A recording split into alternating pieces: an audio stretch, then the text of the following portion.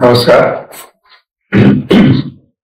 जसं स्वप्नील भोसलेने सांगितलं आणि त्या दाताबद्दलचे जे समाजामध्ये गैरसमज आहे, बरेचशा मागासवर्गीयामध्ये, अशिक्षित लोकांमध्ये आणि काही सुशिक्षित वर्गामध्ये पण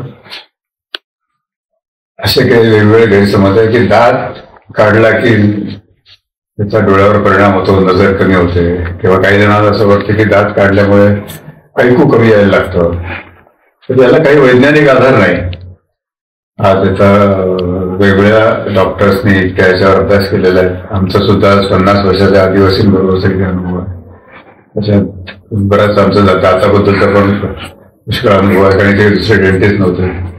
तेव्हा हा जो गैरसमज आहे की दाताची ट्रीटमेंट करताना किंवा दात काढल्यानंतर नजर कमी होते, डोळ्यावर परिणाम होतो आणि कानाने कमी ऐकू येते, हा 100% गैरसमज आहे आणि लोकांनी आपल्या मनातून हे काढून टाकावं.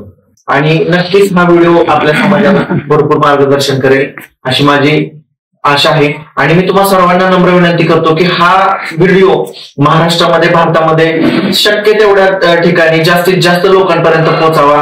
आणि तुम्ही हा व्हिडिओ शक्य तेवढ्या लोकांबरोबर शेअर करा आणि आपल्या अशाच माहितीसाठी आपले YouTube चॅनल सबस्क्राईब करा. धन्यवाद.